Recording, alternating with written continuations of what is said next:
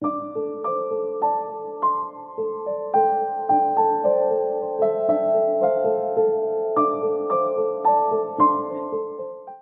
I like to begin with a story of mindfulness because we will be talking about path to happiness. But I'm sorry to say that there's no expecting path at the end of happiness at the end of a path. There's no such thing like that. There's no expecting of happiness at the end of a path, unless it is nibbana that you are seeking. So we need to discover small happinesses on the way. And small happinesses come from your life's experiences. And I tell you a story from a little monk. Little monks are called Samanera monks, novice monks, because they have a different set of rules compared to senior monks. And this monk, when he was small, his teacher told him to do something because his teacher is a big, famous teacher. The student got so excited. So the student wanted to get something for the teacher because the teacher told him to do so. With the excitement, the student slammed the door behind him. And the teacher stopped him and said, "My dear child, come back to me.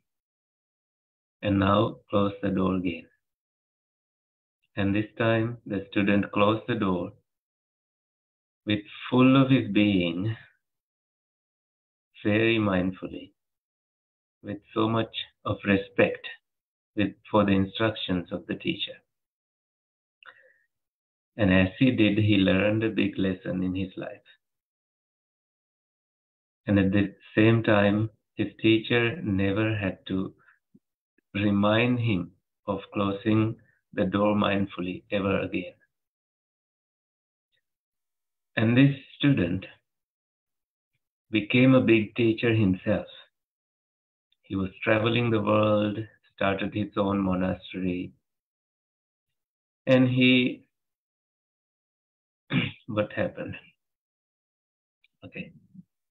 The screen went blank and came back. All right. And this teacher was traveling in the United States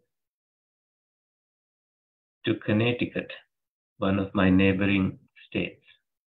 I live in Massachusetts right now. So Connecticut is between New York and Massachusetts. So this teacher, the one who became a big teacher from being a student, was visiting a Trappist monastery of a Trappist monk.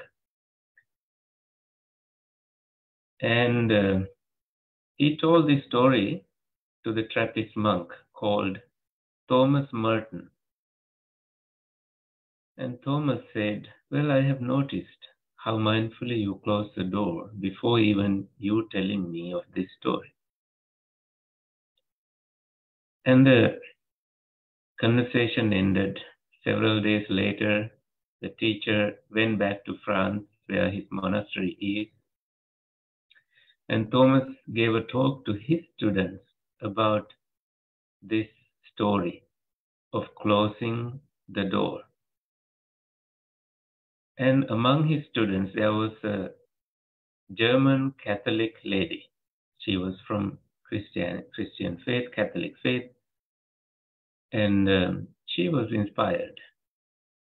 So she went to France, to that teacher's monastery, not for meditation, not for anything else, but to see how this teacher closed the door.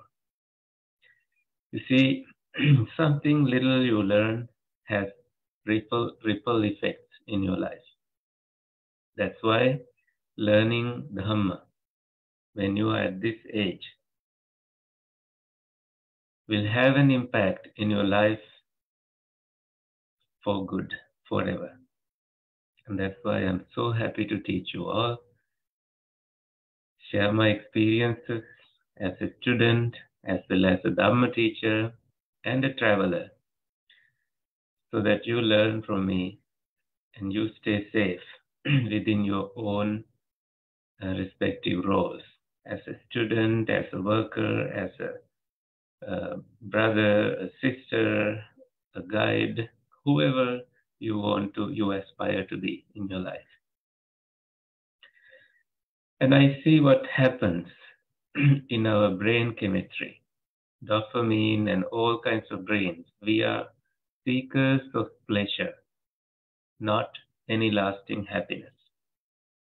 Other than having a pandemic and overcoming it, we also have what I call an infodemic, too much information coming our way. Social media feeding us, Instagram has stories, TikTok has stories for you, Facebook has stories, or whether you expect it or not. All these are feeding you. Google has all the stories. WhatsApp brings you things, and you have created different groups and all that information. Did you really want all that information?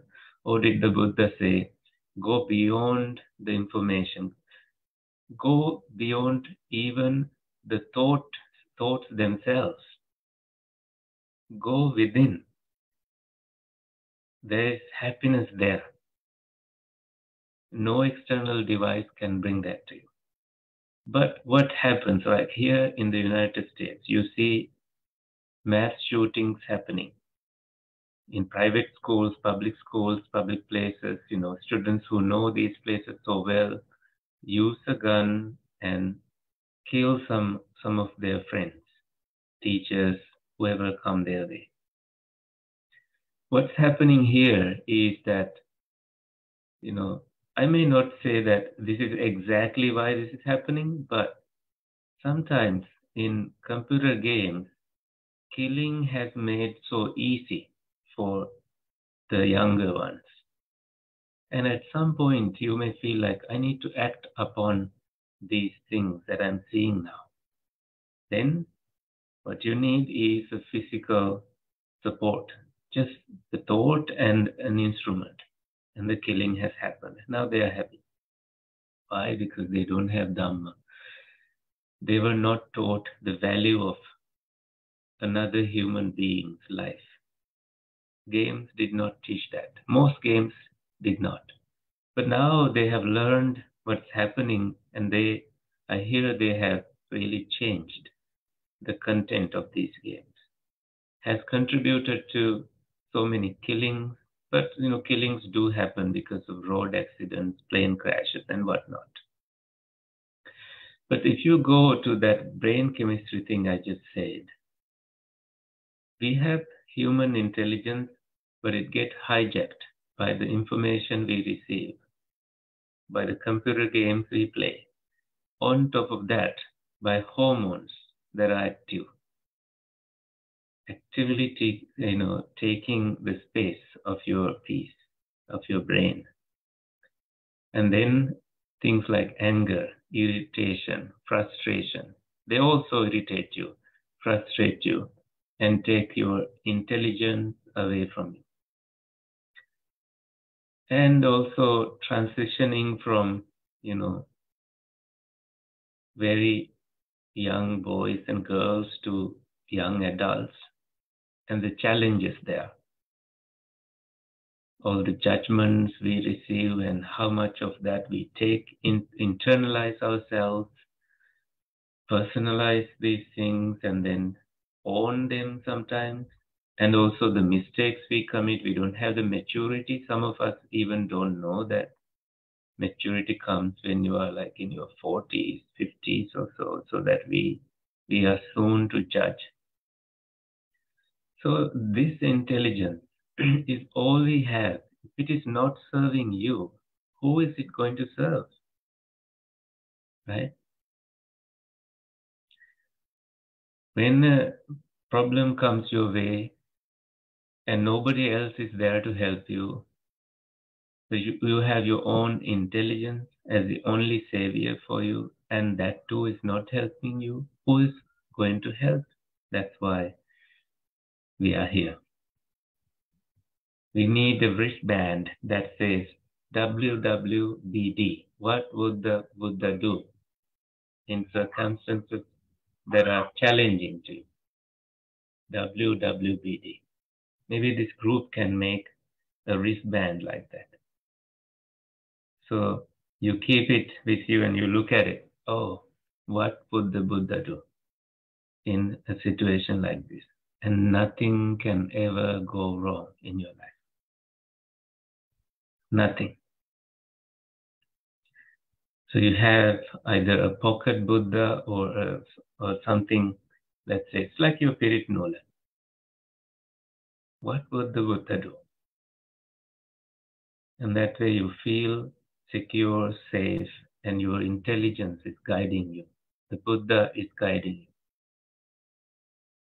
The awakening aspects in you are guiding you. When you are challenged, you don't give up, you observe, you see what's actually happening. Why? Because the Buddha tells us, be inquisitive, be mansaka, someone who can inquire, ask questions, and learn. When you fail, you let it be, and then you are like, so what? I will learn next time. I will keep on learning for the rest of my life.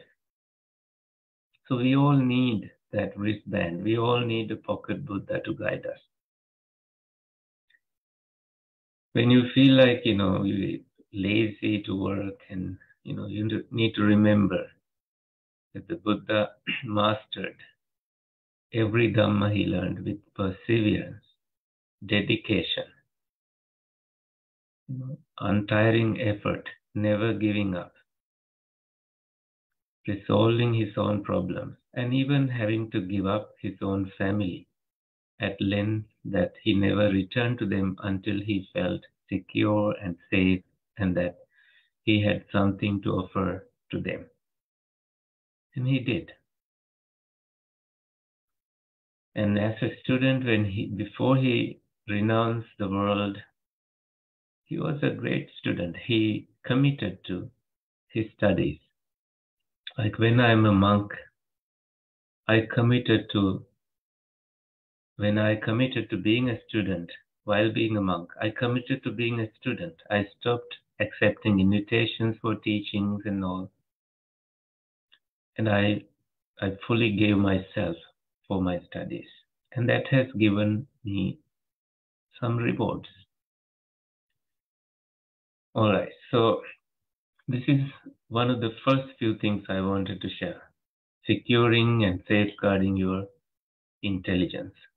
And then with that comes, letting go of, minimizing the use of the electronic devices and minimizing any addictive things, because the brain chemicals develop something harmful when you feed it too much. Even when you are obsessive of someone, it develops an OCD that cannot be cured by psychiatry alone, unless the patterns have been stopped and taken care of. No medications can help with so many psychological diseases. And we may not know that some of our family members have history of trauma that is passed on to us, and we don't know where it is triggered. Just like we talk about our past lives, there are things that are memorized by our cells and genes that affect us. And that way we know that we are affected in every way possible. So the only way to discover our happiness is by going within, going internally, observing what is actually happening in us when we are experiencing the world. So you learn the importance of doing things mindfully, whether you are closing your door or walking, talking to someone, lying in bed, or checking your cell phone, or doing whatever you do. You observe what your mind is doing, and minimize these activities when they come to a level of harm to yourself.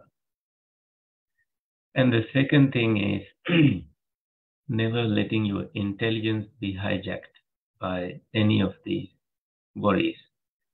Let me tell you the other, third important thing I like to share. If you think you are living at a home, at a mansion, at a flat, or wherever that is, or in your room or shared room in any place, that's not true. You live in your mind. This mind is an unlimited area. If regrets are being piled, worries are, scattered in the corner of this home space called mind, and your past, mistakes are buried under the carpet of this mind home, and anger boiling in the store of this mind home. You are not living in peace, you are living in pieces.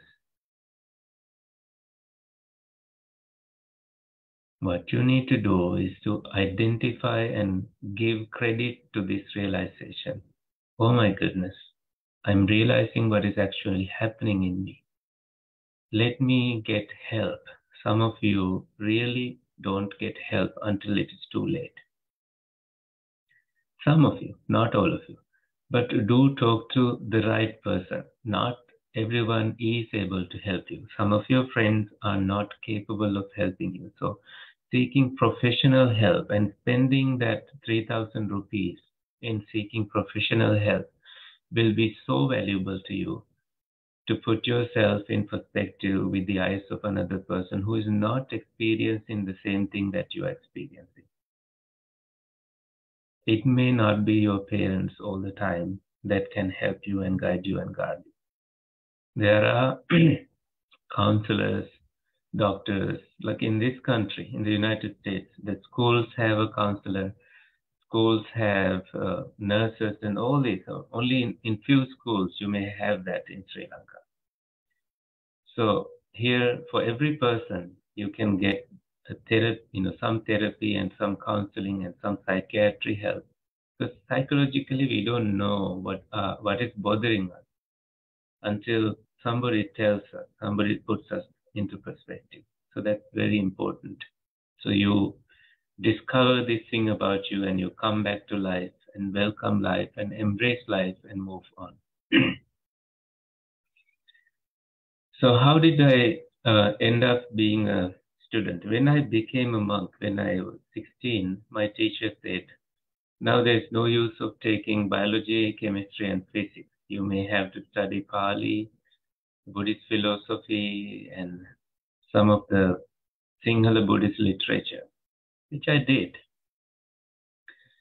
And then I realized maybe I need to explore the world, and the only way to do that is by learning English. My parents did not come from any English-speaking background. They don't even know how to say yes or no. So I decided to, after A-levels actually, since my grade 3, I was focused on English and I was trying to learn, but after A-levels, I kind of fully immersed in the experience. And I went to university thinking that I must take the degree in English medium, and that helped. It's like when you push yourself to the bottom of the pit, you have to figure out how to come out from it. So doing so much self-study and paying attention to how other people were speaking and that they were just putting together the same words in different patterns and speaking, and I was able to capture some of it and manage to speak and manage to write to some extent. And I am still learning. And in that process, I thought, now I have received the education in Sri Lanka, in the University of Peradeniya. I may try to study in Europe. So I went to study cognitive psychology in University of Trento in Italy. There were American professors teaching there, so I was inspired. I thought maybe I should study in one of the best universities in the world. Do I have credentials enough for it? So I realized I did have credentials, so I may as well look for scholarship. So I got a scholarship to come to Harvard University for just 1 year, but then I applied for the full degree of master's, and then I ended up staying 3 years here. Then I wanted to give back to this country, and with that intention, I went to offer counseling in one of the hospitals here, a cancer hospital in Boston. So this is how life brings you in these directions, whether you are a monk or any other person. When you have these intentions, the universe somehow find a way to help you. You need to position yourself with right intention. Because intention, the Buddha says, is karma. Chetanahang bhikkhave kammang vada. Intention is karma. Right? When you do set your intention right, let me tell you, when I said, let me study in English medium at Peradeniya, my intention was to teach Dhamma in English, and that is what I am doing right now.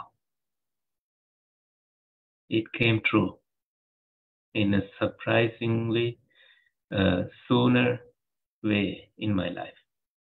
I met people in that caliber. I met people I would have never imagined I would meet, and they were all guiding me, guarding me, and I was learning in the process. I still do learn, and I'm taking so much pleasure in this journey I have come. So, what I tell you now is another message I like to say. There's a millennium trap called follow your heart. Millennials say, follow your heart, follow your heart. If your heart, tells you to follow in the wrong direction, will you follow it? No. Therefore, the Buddha says, follow your heart, but take your brain with you. Follow your heart, but take your brain with you. If someone was telling you to, jump out of a bridge to prove something, say, no, I'm not going to do it. I want to, protect this body. I don't want to break my ribs and end up in a hospital bed. I'm happy that you are challenging me, but that's not a challenge I would take. My brain tells, I can feel, I can measure the depth that this can hurt me. So you don't have to do that. But friends, they are playful, and they may say things, you should drink this, you should do it, but learn to say no.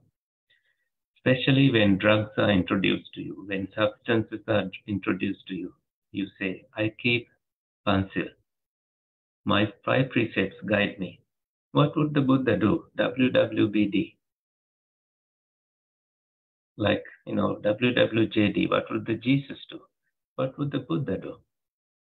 The Buddha told me, no, don't do that.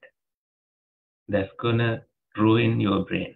There is a medical family. Mother is a doctor, father is a doctor. They all live in the United States. The 2 daughters are doctors, and the son went to dental school. Excuse me. And he was introduced to cocaine there by friends, because he was the brightest of all.